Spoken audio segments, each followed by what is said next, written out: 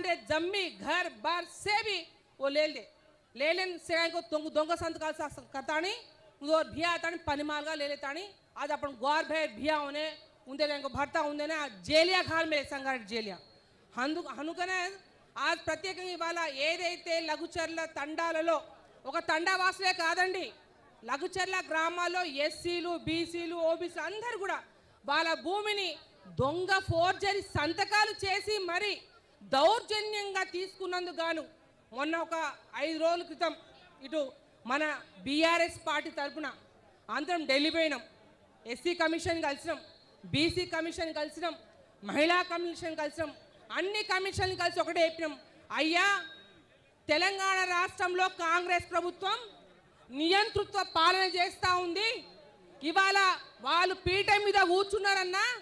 63 సీట్లు వచ్చినాయన్నా మా లంబాడ బిడ్డల పూర్తి స్థాయి ఓట్లనే వాళ్ళు ఇవాళ అధికారం చేపట్టిండ్రు కానీ ఆ విశ్వాసం లేక వాళ్ళు మా తండా వాసుల మీదే పడ్డారు కాబట్టి వారికి నిరసనగా కూడా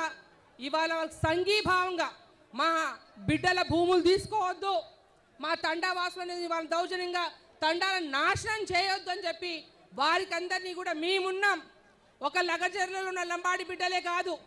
మహబూబాద్లో కూడా అత్యధికంగా లంబాడ గిరిజన బిడ్డలు ఉన్నారు కాబట్టి చాలా సంఘాలు వాళ్ళందరూ కూడా మాకందరూ ఫోన్ చేసిండ్రు కేటీఆర్ గారికి మెసేజ్ పంపిరు అయ్యా మీరు లగచర్లనే దృష్టిలో పెట్టుకోకండి మొన్న కొంగర కళాల్లో జరిగింది ఇక ముందు రోజుల్లో మా తండాలకు మా మహబూబాద్ కాడికి కూడా చేరేటట్టుంది మహబూబాద్లోనే ఎంఆర్ఓ సెంటర్లో కూడా ధర్నా కార్యక్రమం పెట్టండి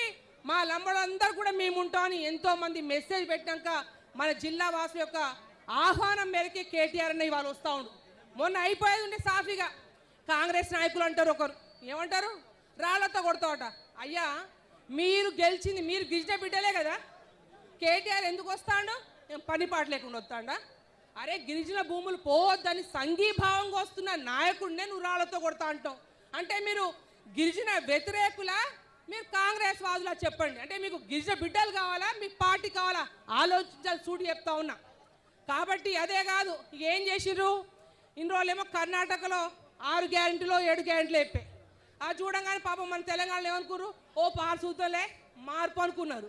ఈడ వాళ్ళు ఇక్కడ వేసేసిండ్రుగా ఇక మన దగ్గర అయితే కుప్పలే డబ్బా చూస్తే ఎటుపోయినా మనకే అర్థం కాలేదు అంతేనా పాపం మన కార్యకర్త బిడ్డలు వేసినట్టు దాని తర్వాత ఏం చేసిండ్రు వీళ్ళు నిన్న మహారాష్ట్ర రాష్ట్రకి టింగురంగానే అందపోయింది ఎవరో పేరు ముఖ్యమంత్రి బాయ్ మంత్రులు బాయ్ ఆంధ్రబాయ్ ఏమైంది 288 సీట్లు ఉంటే ముడ్డి మీద వాత పెడితే నీ తల్లి కథం ఎటువైను ఎంత 16 సీట్లు వచ్చాయి కాంగ్రెస్ పార్టీకి ఇక ఖేల్ ఖతం దుగాణం బంద్ అయ్యా మురిసిపోకండి 4 ఏళ్ళు మీరే ఉండండి మాకేమి ఇబ్బందులే కానీ మళ్ళీ వచ్చే ఎలక్షన్లో ఈ గిరిజన బిడ్డలే మీ ముడ్డి మీద వాత పెడతాను చెప్తున్నాం మీకు ఎందుకంటే ఇప్పుడే అనుకుంటున్నారు మన ఫేస్బుక్లో చూసిన ఒక అన్నకు ఒక మీడియా మిత్రుడు వాళ్ళకు ఇంటర్వ్యూ చేసిండు మీకు అన్ని రైతు బంధు వచ్చిందా తులం బంగారం వచ్చిందా అంటే వచ్చిందని ఎక్కడంటే దొంగలు ఎత్తుకోపోయినట అంటే ఏంది కాంగ్రెస్ దొంగలు ఎత్తుకోపోయినా అర్థం అన్నట్టు తులం బంగారం వచ్చిందా రైతు బంధు వచ్చిందా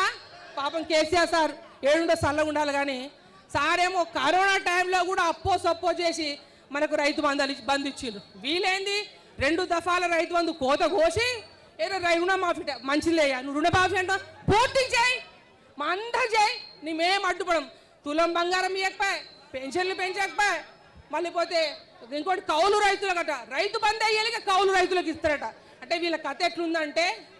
మాట్లాడడానికి తిట్టడానికి తప్ప దేనికి లేదు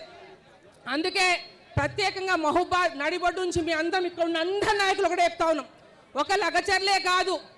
తెలంగాణ రాష్ట్రంలో ఏ ఆదివాసీ